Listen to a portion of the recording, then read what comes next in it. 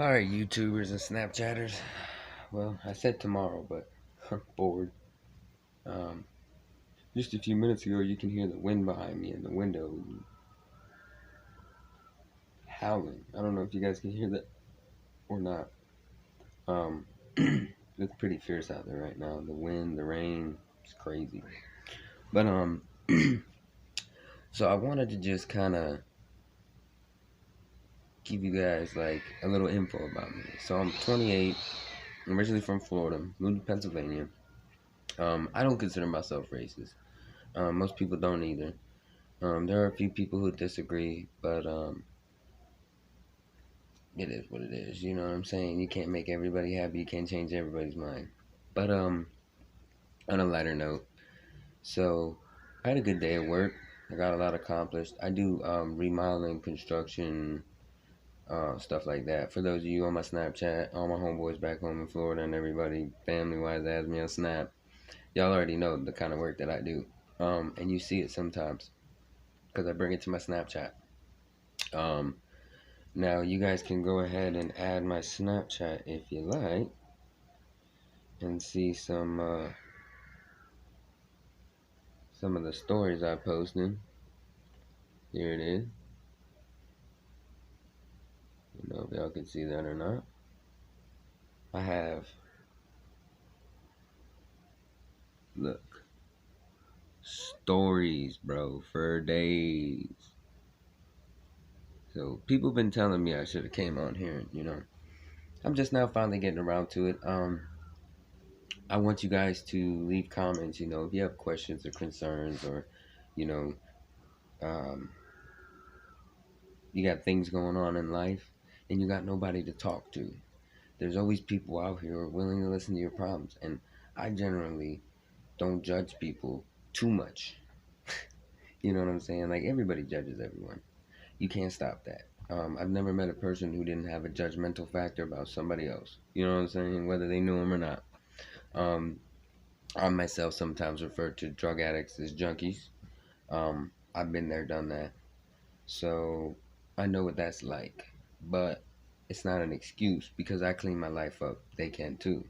And I was pretty bad. I didn't go out there and start shooting up and doing all this crazy stuff, but like I was into drugs heavy. I was trying everything I could and anything I could get my hands on. And I made a lot of bad decisions in my life, but I think I made a few good ones along the way too. You know what I'm saying? Like now I probably made a really good decision, and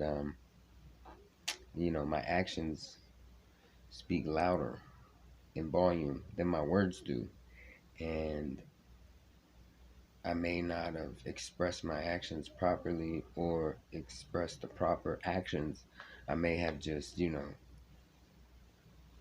been crazy and didn't mean to be. But, it's been a little bit of a rough time for me. And adjusting has been hard, but I finally, I, I think I found my spot. You know what I'm saying? Like, I'll be here as long as the good Lord will let me. And I'll continue to work hard and do what I got to do. Um, Now, I did just get my other job, which is Turkey Hill. I start there Friday at 2 p.m. in Clayona, I think it is. I don't know. Anyways, I start there around 2 p.m. and I gotta go in and work, um, learn the stuff and everything like that, and start working that. So I'll be working that alongside the construction because right now I'm hustling. I need money.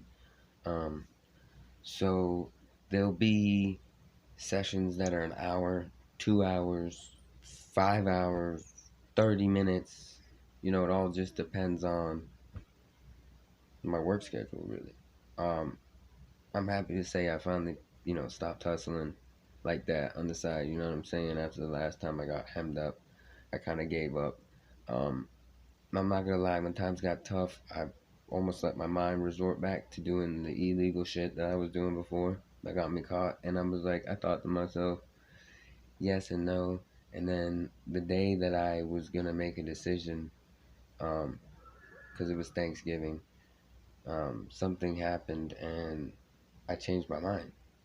Because, you know, I was curious. And so I grabbed hold, both hands, ran at the wind, full throttle, and I got knocked down. But I came back. I'm coming back. I'm working on it. You know what I'm saying? Like, there's just, you can't, when you get down, you can't not get back up, bro. Like, I was on coke and weed and ecstasy and acid and mushrooms for a while there. And I microdosed here and there. And sometimes I was just full on dosing and getting high and living my life and, you know, being young and dumb. I got caught up in a lot of stuff with the law and, you know, out in the streets. Excuse you, brother. What does that say? Hold on one second, guys. I just gotta check to see what the weather is. Look at that crap. That's ridiculous.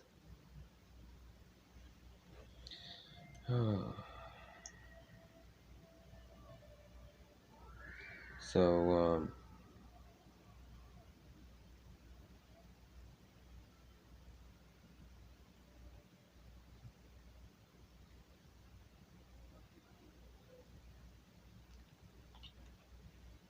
40, 50 mile an hour gust. That's crazy. Stay safe out there. Everyone. You included. Um, and I know you're probably like, who? They know that. Um, so, what you want to do is you want to, you know, get to know yourself before you get to know somebody else. And take time for you, not just them. Also, you got to make sure that you kind of keep up on what you're doing as far as work, bills, blah, blah, blah, da. Um, and you just got to make sure that you do what you're supposed to be doing so that, you know, life throws you curveballs. You want to be prepared. Even if, you know, you don't feel like you're prepared, um, you can breathe easier in knowing that you're not covered, but you're prepared for it a little bit, el poquito, if you will. Um, and yes, I'm, you know, used to be fluent and not really fluent, but like I could speak in um, Spanish and English and stuff like that. But I haven't relearned it, and I have to relearn it all again, and because of my accident. So, which is a while ago, I just never relearned it. And yeah, so I'm currently working on being bilingual again because I work with Spanish people and I live with Spanish people. Um, I live with Puerto Ricans to be Pacific. I work with Puerto Ricans, Dominicans, and one or two. I can't tell if he's Cubano or Mexican. The other two have already announced their nationality, so they don't. People don't be like, "Oh, hey, Mexican dude," you know. Not that I would, but people do that. Um, so yeah, so I feel like I got a little bit done today. I don't really feel like I got as much done as I wanted to. Um, I know lately I've been a little off. So just bear with me a little bit, guys and girls. Shout out to Larry. I forgot to shout you out in the last one, bro. I got you though, dog. Every time I open up my Bitmoji TV and shit, you be on there with me, homie, and we be going through the strokes. You know what I'm saying? That shit is crazy. But from my standpoint, the way I see it, people can change, people can be different, people can be loved, people can be hurt, people can be um, through things in their life that affect them for the rest of their life. And you know, my mom said something to me the other day that was very inspirational and it like smacked me in the face. I was like, oh shit. You got some insight, lady. What's up? You ain't share with nobody? Like, I'm your son. What's the deal?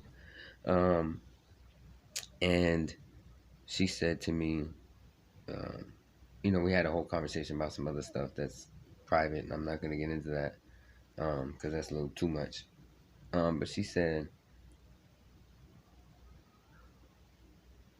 shoot, what did she say? She said something crazy then.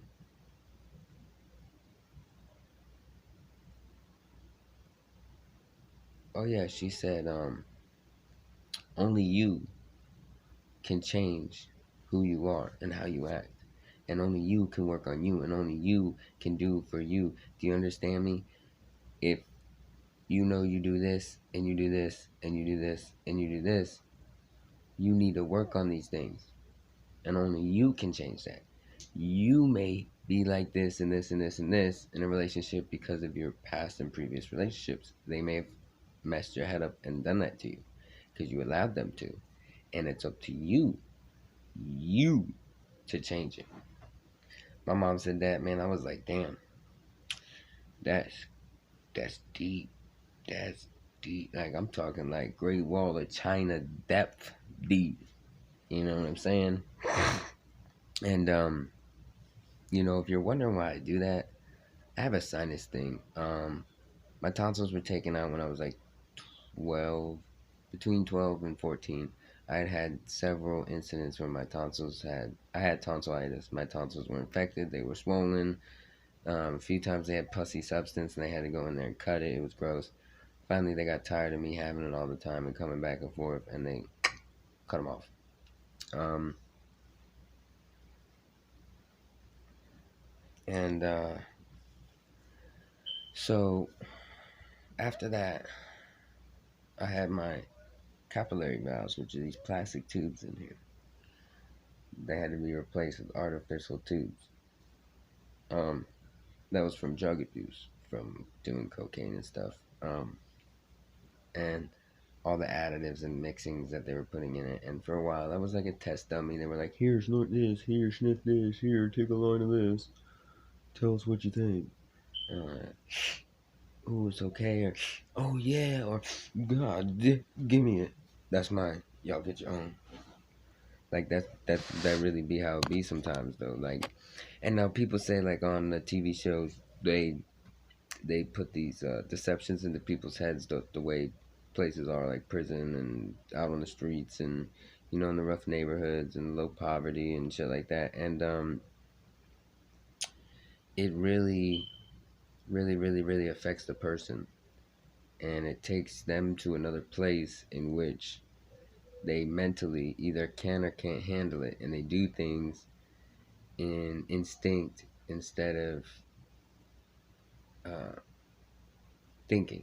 You know what I'm saying? Like, basically, they just react. Boom, like that. Like, oh, somebody pulled a gun. My homeboy got shot. They pull out a gun and shoot back and take off. And that's just sometimes the situations you get put in. And it's like people say, oh, I don't go look for trouble. Trouble finds me. And sometimes that's true. I can vouch for people when they say that, because I was driving down the street minding my own damn business. Had no weed on me. It was me and my homeboy, and we were cruising in my van. I only had 2 seats in the front. I had a cage. I had scrap metal piled up in the back. We were going scrap yard. I had the door shut. Nothing wrong. Tags are legit. All my lights work. We're cruising. Police pulled me over. No, I pulled you over. No, I got no clue, sir. Your your license plate's a little bent there, son, and your sticker's starting to peel. And I said, okay. So what would you like me to do about it, officer? I'm in my process of going to the scrapyard to make my money so I can go do what I gotta do. And he said, let me tell you something. You need to learn how to talk to the officer of the law. I said, oh, I'm sorry. I didn't realize that I was speaking to you incorrectly. Let me correct myself. Hello, officer. How are you doing today? May I ask why you stopped me? Oh, is that so? I do apologize. I'm headed to the scrapyard to get some money, and then I'm going to go to the DMV and get my tag switched or fixed or swapped. I do apologize for any inconvenience this has caused you, or any time of your day that you felt is valuable that I have wasted. And the cop looked at me, boy, he pulled me out the car, took me to jail. And why he took me to jail? Because when he grabbed me and yanked me out the van, I didn't know what was going on, and I freaked out and I resisted arrest. And he handcuffed me, threw me to the ground, threw me in the back of the car. My mom and dad had to come get my van. And then the cop let me go. What the hell? Drove me like 4 blocks down the street and then let me out. That's weird. Because he knew he was in the wrong. But that's the kind of shit that I had to deal with growing up. And I'm gonna be honest with y'all. I I sometimes get into depth too much with my life and my feelings and shit like that now. But growing up, we didn't really show affection like that. I think I maybe seen my dad cry twice when his son died. Um, and then when he saw my mom cry when her son died, that broke his heart. The way that my mom reacted, and he was sad for her. With that being said, we didn't really show emotion. My dad would, you know, oh, cry, don't be a pussy, soak it up. And then, oh, it's okay to cry, it's okay to cry. After a while, it was just like, it's too late, bro. We done already sucked it up so far up, it ain't coming back out. And, yeah, so now that somebody unlocked the emotion in me, I'm like spewing with emotion. It's retarded. Like, I don't understand it. But I'm also grateful for it because at the end of the day, like, I feel better venting, getting things off my chest, feeling emotion towards stuff. Like, I don't feel like strange, deranged, serial killer. Like, maybe something's wrong with me. I don't know. No.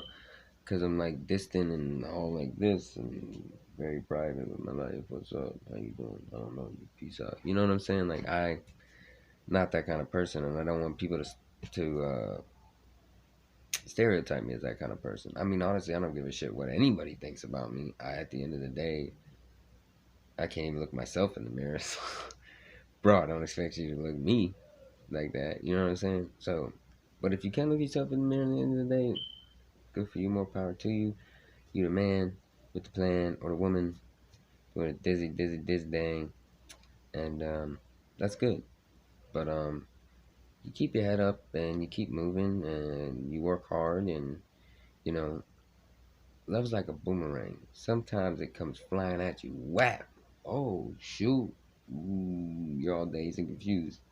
Once you're done being dazed in your honeymoon state, you're pissed off. But it's not because you're pissed off at what's happening. You're pissed off because you don't understand what's happening to you. You're like, why do I feel so much emotion? This is retarded. Or I don't like it. And it's overwhelming. And then if you have, like, in my case, a whole bunch of stress on you, eventually you pop, snap, freak out, and you start acting irrational. And you do things you normally wouldn't do. And, you know, sometimes you can't just take what people say into accommodation, or sometimes you have to take what people say with a grain of salt because they're just ignorant, rude, and crazy. Um, and then sometimes you just have to really like be careful about who you listen to because some people are crazy. Now, my facts about the kidney size are not accurate. I now know this. Um, I don't actually know how big the kidney is. That was just like a rough estimate. But the kilograms and how big for my brother was 100% accurate. But for the average, I don't know. So I just wanted to say that. And I just want everyone out there to do what you gotta do for you. And remember, you come first. Unless you have a wife and kids, then your kids come first, then your wife. Sorry, wives. But sorry, husbands. It's the same way with wives. You know, the kid comes first, then the husband. I mean, because at the end of the day, your kid is going to grow up whether they love you or not, so long as you treat them accordingly, and they will be there for you when you need them. If you don't treat them accordingly, then they're not there for you when you need them. But so long as you do them right, they do you right. So long as you raise a good kid. Um, and yeah, it's crazy to think, you know, life is really short. It's 100 years long, but most people don't make it to 100. You know what I'm saying? Like the average person is like 80, 90 area, roughly.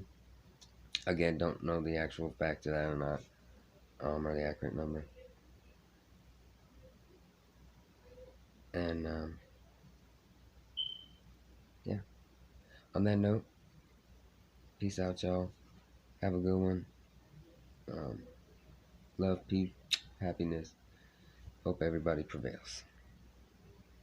We'll see you tomorrow. That I can definitively say now. I love y'all. Family, everyone watching, friends that are close to me. Good night, y'all.